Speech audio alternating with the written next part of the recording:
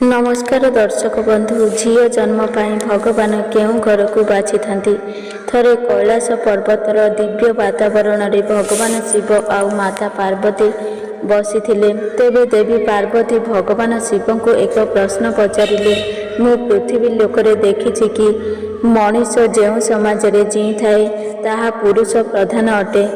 जेबे केउं केउं घरे पुओ जन्म होइथाए सेमाने घरे घरे बोली मिठा बांटी थांती, किंतु जेउ घरे झील जन्म होइथाए तेबे अधिक घरे खुशी काहेकि मौली जाइथाए। हे प्रभु, मु एहा जानिबाकु चाहुछि कि झील जन्म पाई भगवान केउं घर को बाछि थांती। कृपा करी आपण मते विस्तार भावरे कुहंतु। भगवान शिव हसी देई उत्तर देले, हे देवी पार्वती, आपणक ए प्रश्न अत्यंत महत्वपूर्ण अटे। हे देवी पार्वती, एहा मनुष्यर अज्ञान रे झील को बोझ भावी थांती, किंतु झीलर जन्म प्रत्येकंक घरे होई न थाए। एही घरे होइथाए जेउ माने भाग्यशाली होइथांती, निज पुण्य कर्म अर्जन करिथांती। हे देवी पार्वती, आपणक प्रश्नर उत्तर देवा पूर्वरु मु तुमको किछि कथा कहिबि। जेउ लोक एही कथा को श्रवण करिथांती ताहार कोटि कोटि पापरु मुक्ति मिलिथाए। ताकु अनेक जन्म पर्यंत मोक्ष प्राप्ति होइथाए। एही कारणरु हे पार्वती, तुमे एही कथा को ध्यान रे सुनतु। एही कथा को सुनिबा परे तुमको तुम प्रश्नर उत्तर मिलिजिब। देवी पार्वती कहिले, हे प्रभु, आपणक मुखरु एही कथा श्रवण करिबा बड़ सौभाग्यर कथा अटे। कृपा करी आपण मते सेही कथा कुहंतु, मु पूरा ध्यान रे अवश्य सुनिबि। तेबे भगवान शिव पार्वती को कहिले कथा। तेबे भगवान शिव देवी पार्वती को कथा सुनाइबा आरंभ कले। हे देवी पार्वती, महाभारत समयरे भगवान श्रीकृष्ण को अर्जुन पचारिले कि माधव केउं कारणरू काहारी घरे पुत्री धनर प्राप्त होइथाए, अर्थात केउं घरे झीयर जन्म होइथाए। श्रीकृष्ण कहउचंती। श्रीकृष्ण अर्जुन को कहिले, जदि काहारी घरे भाग्य भल होइथाए तेबे पुत्री सौभाग्यरे जेउ स्त्री किंबा पुरुष निज पूर्व जन्मरे पुण्य कार्य करिथांती तांको पुत्री हेबार सौभाग्य मिलिथाए। झीओंक जन्म पाई सेही घर को बछा जाइथाए, जहा झीओंक भार को सहन करिपारिबे। कारण तीनी लोकरे स्त्री अर्थात पुत्री माने ही एपरी होइथांती जहार भार सहन करिपारिबे नाही। सेही पुत्री माने ही एही सृष्टि को निरंतर चलाई थांती। माँ हेबा पाई निज स्वार्थ निच्छर्व करि देई थांती। हे अर्जुन, किंतु जेउ दिन ए सृष्टि रे झीओ माने जन्म नेबा अटकी जीव, सेही दिन धीरे धीरे ए सृष्टि अंत होई जीव। भगवान शिव कथा को आग को बढ़ाई कहले, हे देवी पार्वती, भगवान श्रीकृष्ण कथा को आग को बढ़ाई कहले, हे देवी पार्वती, भगवान श्रीकृष्णकर एही कथा को ध्यान दिया जाए। तांको कुहा जाइथिबा कथा सत्य अटे। जदि पुत्री रहिबे नाही तेबे काहार वंश आग को बढ़िब नाही। हे देवी पार्वती, जहा घरे झील जन्म होइथांती से घर स्वर्गर सहित समान होइथाए। कारण पुओ केवल निज परिवार को आलोकित करिथांती, किंतु झील दुई कुल को आलोकित करिथांती। ए माता पितांक ठारे सेही झील उत्तरदायित्वरे निर्वाह करिथाए।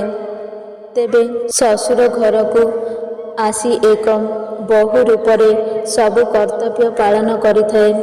हे देवी पार्वती, आजिकाली सबु शुणिथिबे झील बहु परिवार रे काहार मरिजिबा परे पिंडदान करिबे नाही, किंतु एहा बिल्कुल ମଧ୍ୟ ଠିକ୍ ନୁହେଁ। କାରଣ ରାମାୟଣରେ କୁହାଯାଇଛି ପ୍ରଭୁ ଶ୍ରୀରାମଙ୍କର ପିତା ଦଶରଥ ମୃତ୍ୟୁ ହେବା ପରେ ମାତା ସୀତା ଅର୍ଥାତ୍ ଦଶରଥଙ୍କର ବହୁ ପିଣ୍ଡଦାନ କରିଥିଲେ, ଯାହାଦ୍ୱାରା ତାଙ୍କୁ ଜନ୍ମ ମରଣ ଚକ୍ରରୁ ମୁକ୍ତି ମିଳିଯାଇଥିଲା। ଏତିକି ନୁହେଁ, ହିନ୍ଦୁ ଧର୍ମଶାସ୍ତ୍ରକୁ କୁହାଯାଇଛି କି ଝିଅ ମଧ୍ୟ ପିତାର ନାମରେ ପିଣ୍ଡଦାନ କରିପାରିବ।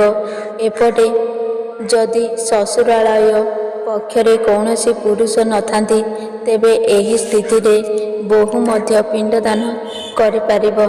ଭଗବାନ ଶିବ କଥାକୁ ଆଗକୁ ବଢ଼ାଇ କହିଲେ, ହେ ଦେବୀ ପାର୍ବତୀ, ଏହି କାରଣରୁ ସେହି ଲୋକମାନେ ବହୁତ କିସ୍ମତବାଲା ହୋଇଥାନ୍ତି, ଯାହାର ଘରେ ଝିଅ ଜନ୍ମ ନେଇଥାଏ। ଏହା ସହ ସେହି ବ୍ୟକ୍ତି ଅଧିକ ଭାଗ୍ୟବାନ ହୋଇଥାନ୍ତି, ଯାହାରି ଘରେ ଏକରୁ ଅଧିକ ଝିଅ ରହିଥାନ୍ତି। ପ୍ରାୟତଃ ଏହି କାରଣ ଅଟେ କି ଝିଅମାନଙ୍କୁ ଲକ୍ଷ୍ମୀ କୁହାଯାଉଥିଲା। ଦେବୀ ପାର୍ବତୀ, ବହୁତ ଲୋକଙ୍କ ଏହା ଭାବନା ହୋଇଥାଏ କି ଝିଅମାନଙ୍କ ବହୁତ ସମୟ ନଷ୍ଟ ନକରି, ତାହାରି ପଢ଼ାରେ ପଇସା ଖର୍ଚ୍ଚ ନକରି ଶୀଘ୍ରରୁ ଶୀଘ୍ର ତାହାରି ବାହାଘର କରିଦିଅନ୍ତି। କିନ୍ତୁ ଏହି ଭାବନା ଝିଅର ଭବିଷ୍ୟତକୁ ନଷ୍ଟ କରିଦେଇଥାଏ। ଟିକିଏ ଭାବନ୍ତୁ, ଏକ ଝିଅର ମନରେ କେତେ ସ୍ୱପ୍ନ ରହିଥାଏ। ତାକୁ କିଛି କରିବାର ଅଛି। ଏ ସ୍ୱପ୍ନ କେବଳ ସ୍ୱପ୍ନରେ ହିଁ ରହିଯାଇଥାଏ। ଏହି କାରଣରୁ ନିଜ ଝିଅମାନଙ୍କ ସ୍ୱପ୍ନ ପୂରା ହେବାକୁ ଦେବା ଉଚିତ। ତାଙ୍କ ଜୀବନରେ ପ୍ରତ୍ୟେକ ସେହି ଖୁସି ମିଳିବା ଆବଶ୍ୟକ। ଏକ ଝିଅ ସର୍ବଦା ନିଜ ମାତା ପିତା କଥା ଭାବିଥାନ୍ତି। ତାଙ୍କୁ ପ୍ରେମ ଆଉ ପଣ ଝିଅ ହିଁ ଦେଖାଇଥାଏ। ଝିଅର ଜନ୍ମକୁ ଏକ ପୂର୍ବ ପରି ମାନିବା ଉଚିତ। ମାତା ପିତାଙ୍କୁ ଝିଅ ସର୍ବଦା ଏକ ଅନୁଭବ କରାଇବା ଉଚିତ କି କେତେ ଖାସ୍ ଅଟନ୍ତି। ଏହି କଥାକୁ ଆଗକୁ ବଢ଼ାଇ ଶିବ କହନ୍ତି, ହେ ଦେବୀ ପାର୍ବତୀ, ଝିଅ କେବେ ବି ନିଜ ପରିବାରର ବୋଝ ହୋଇନଥାଏ। ସେ କେବଳ ନିଜ ପରିବାର ଭାଗ୍ୟ ବନାଇବାକୁ ଜନ୍ମ ହୋଇଥାଏ। ଭଗବାନ ଶିବ କହନ୍ତି, ହେ ଦେବୀ ପାର୍ବତୀ, ଏକ କଥା ଅନୁସାରେ ଦୁଇ ମିତ୍ର ଲମ୍ବା ସମୟ ପରେ ପରସ୍ପର ଭେଟିଲେ। ଗୋଟେ ମିତ୍ର ଆର ମିତ୍ରକୁ ତାର ଅବସ୍ଥା ପଚାରିଲା। ଉତ୍ତରରେ ସେ ମିତ୍ର କହିଲେ କି, ମୋର ଅବସ୍ଥା ଏକଦମ୍ ବଢ଼ିଆ। କ'ଣ ପାଇଁ ବା ନହେବ, ମୋହରି ଦୁଇଟି ପୁତ୍ର ଯାକ ଅଛନ୍ତି। ଏବେ ସେ ମିତ୍ରକୁ ପଚାରିଲା କି, ତୋ ଘରେ କେତେ ପିଲା ଅଛନ୍ତି? ମିତ୍ର ଜଣକ ହସିକି କହିଲା, ମୋ ଘରେ ଦୁଇଟି ଝିଅ ଅଛନ୍ତି। ତାହାରି ମିତ୍ର ଭଗବାନଙ୍କୁ ଧନ୍ୟବାଦ ଦେଇ କହିଲା କି, ମୁଁ ଧନ୍ୟ ଅଟେ, ମୋ ଘରେ ଝିଅ ନାହାନ୍ତି। ଏହା ଶୁଣି ଅନ୍ୟ ମିତ୍ରର ଆଖିରେ ଲୁହ ଆସିଗଲା। ତାହାରି ଝିଅ ପିତାର ମିତ୍ରକୁ କହିଲା, ଦାଦା, ଭଗବାନ ସର୍ବଦା ଭାଗ୍ୟବାନଙ୍କୁ ହିଁ ଝିଅ ଦେଇଥାନ୍ତି। କେବଳ ଗରିବକୁ ମା ଲକ୍ଷ୍ମୀ ରୂପରେ ଝିଅ ଦେଇନଥାନ୍ତି। ଭଗବାନ ଏହାକୁ ପୁତ୍ରୀର ସୁଖ ଦେଇଥାନ୍ତି, ଯାହା ଭିତରେ ପାଳିବାର ସାମର୍ଥ୍ୟ ଥାଏ। ସେ ଗରିବ କରି ମଧ୍ୟ ନିଜ ଝିଅକୁ ପାଳି ପାରିଥାଏ।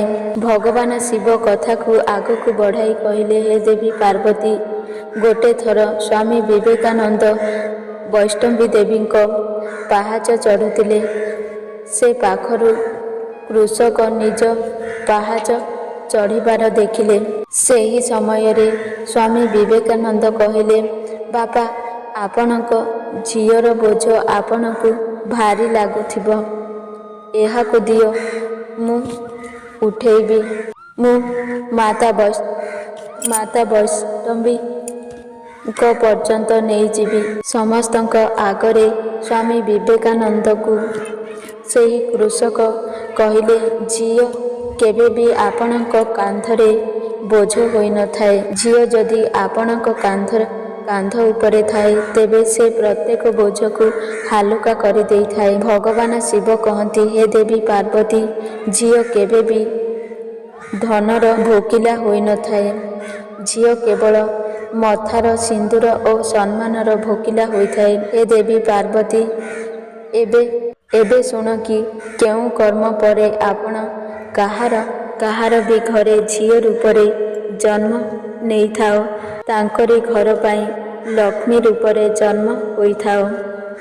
ଗରୁଡ଼ ପୁରାଣରେ କୁହାଯାଇଛି କି ଯେବେ ଆତ୍ମାକୁ ନୂଆ ଜନ୍ମ ମିଳିଥାଏ, ତେବେ ଆତ୍ମାକୁ ଶରୀରର ଅନୁସାରେ ବ୍ୟବହାର କରି ନିଜର କର୍ମ କରିବାକୁ ହୋଇଥାଏ। ଶରୀରରେ ଜାରି ହେଉଥିବା କର୍ମ କରିକି ହିଁ ଏକ ଆତ୍ମା ନିଜର ଜନ୍ମର ଉଦ୍ଦେଶ୍ୟ ସାର୍ଥକ ମଧ୍ୟ କରିପାରିବ, ଆଉ ନିରର୍ଥକ ମଧ୍ୟ।